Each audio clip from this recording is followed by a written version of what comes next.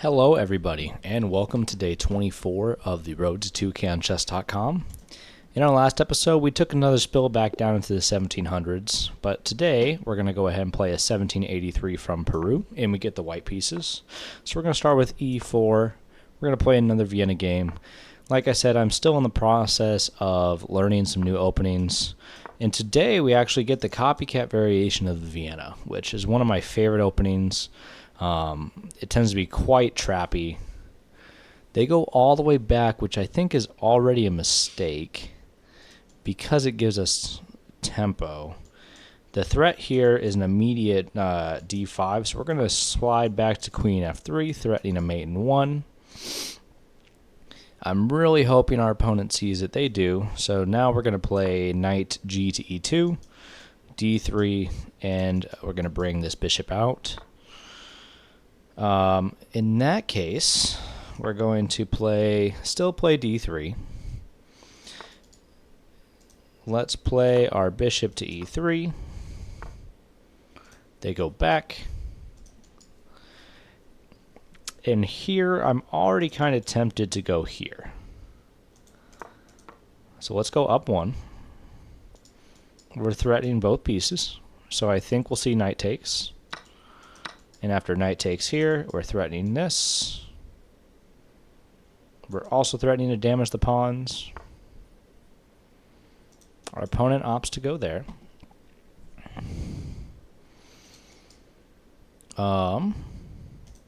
If takes, we double. There's a really good chance just to mess up the pawns pretty bad. But maybe we'll play queen here. If d6, do we want to play this queen move up? Yeah, so let's reroute our knight. We'll go knight g3, knight f5 is our idea. It doesn't look super easy to stop. We still have this threat, obviously. We did give up control of this square. And our opponent goes for that. We have a chance to double their pawns now. And if we go takes here, takes on doubles.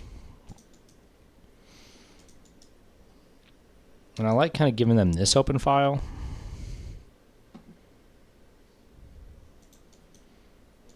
I really wish there was like this sacrifice, but I don't think there is. So let's take it off once. Let's damage the pawns this way. And it's a little dangerous to long castle when the rook is right here, when the rook has the open b file.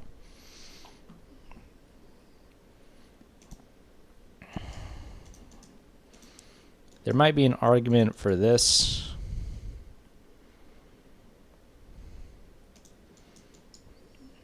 I really don't see a good place for the knight to go. So let's go here. Let's try and force him to trade off the pair. We no longer have this threat, obviously, which is frustrating.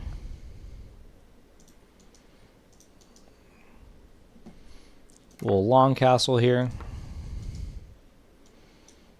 And we're offering our opponent a chance to double our pawns, which is probably not exactly what we want to do in this position. But I also don't know if it's the worst idea in the world. Let's go queen takes. We'll double that pawn. And now I'm just going to let these bishops stare at each other. Let's play rook h to e1. And we're going to play f4.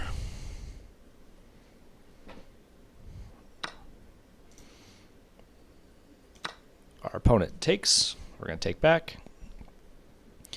Our bishop feels pretty strong in this position. I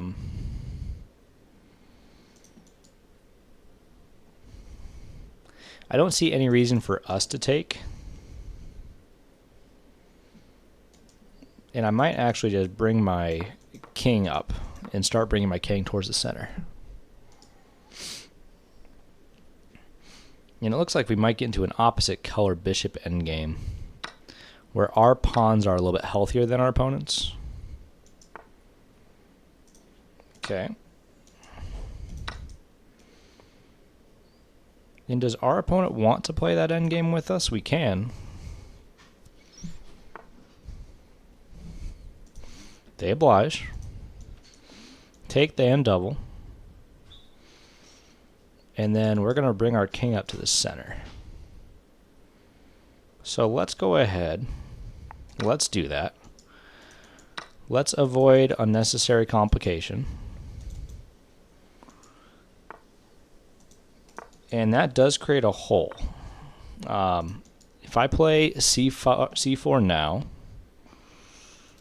maybe we play A4 first.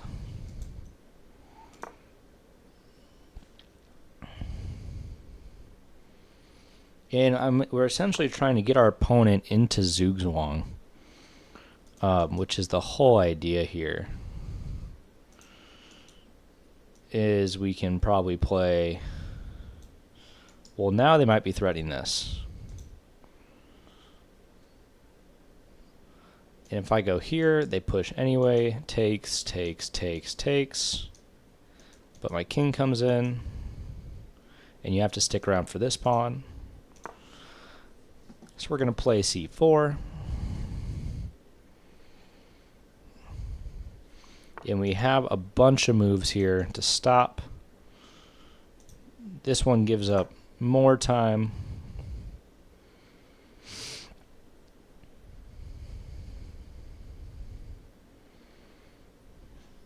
Oh.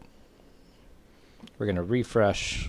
And our opponent just resigns. I think they see that they've lost the tempo. We go back up to 1801. Another quick one, but let's look at the game review and let's see how we did. So in this game, we played with an 87.3 and our opponent played with an 82.5. Personally, I would have played on to see if my opponent can convert upon endgame, because sometimes they can be drawn if you get your king in the correct position. But we got our copycat Vienna. Bishop f8 is fine. I think the move is actually king to f8. There's also what's called like the Meisner something gambit, where you play queen to f6, this knight in, and then this queen check is coming. But bishop to f8, queen back, I guess queen to g... Oh, I did forget. So when the bishop comes back, the idea is actually queen to g3, and you punish your opponent by saying this dark square bishop is tougher to stop. It is really important, though, that we don't play like an immediate knight to e2, because then we do get hit with d5, which immediately wins a piece. So we saw that. Knight ge2, d3, bishop e3 is slightly wrong. Apparently we need to go after the free pawn, or go after this pawn. And I'm assuming after knight to h5, we just go back.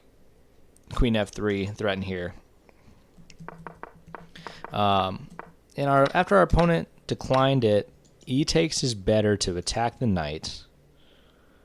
Oh, and then we can push, and looks like we can double. This looks like it forces takes, pawn takes, and I'm going to have to assume, yeah, you play an immediate d6 because you're threatening mate. After castles, you can probably already play, yeah, bishop to f4, and it's a pretty tough position for black to survive. So, alas, we don't get into those. We took with the bishop thinking we're still threatening this. Our opponent defends with the queen. And once again, it wants us to slide over, because if you slide over and your opponent castles, you have an immediate bishop captures pawn, and there's no way to take back. This will come back, and then we'll just retreat our bishop, and you're doing just fine. Apparently there's a better move, probably bishop here. Guess not. It says to come all the way back, and then you can trade everything down, but alas, we brought our knight out. We brought our knight into the position, long castled, and it's just an even position, even with the doubled f pawns, because our opponent does have these doubled c pawns. We push back with f4, opening the position up, and I really wanted our opponent to trade on their terms. We capitalized by understanding we can go into an endgame, and I really should have brought my king and kept the bishops on, but the way we went about it was wrong, and it actually throws almost the whole advantage. And then you'll notice very quickly, and especially in endgames like this, your goal should be to get your king as close to the center of the board in most situations, especially when there's many pawns on the board, because that way our king can quickly get over, to the opposite edge of the board, or it can come towards this side. But we play a4 to try, and I did look at this, and I guess after maybe a6, is a4 already drawing? Yeah, it's not best. It's essentially a sit here and wait. And I have to imagine king takes is best, but it says pawn takes. Yeah, and you just wait for your opponent to try and lock up the center. To draw an endgame. But alas, we get into this position here, where our opponent plays a6. We play c4 to lock their pawns. And what I was talking about is if they try and push b5, you go takes, takes, takes, takes, and the king gets in. There's no way to defend this pawn. Your opponent has to go after these pawns. And very quickly, you'll see that there is just no way to stop promotion. But instead, after h4, our opponent realizes that there really isn't any moves for them to play. The king is going to get in at some point and win a pawn, and then the game is over. My guess is, after this, you have to probably play... once again, probably b5, or I guess even d5 check, and get into this position and try and pass the move back. But after b3, you run into the exact same issue that you did before. You can even play d4, takes, takes, and there's just nothing to do here. The king is going to get in, is going to win one of these pawns, and it'll be an endgame. That's completely one for white. So... the engine says that we played with an 87.3. Our opponent played with an 82.5. We get a pretty good rating. That's below my face once again. It says 2250 for us and 2050 for our opponent. We both played a pretty strong middle game. Thank you everyone for watching. If you enjoyed this content, like, comment, subscribe. Let me know what I can do to improve, and I will see you guys on day 25.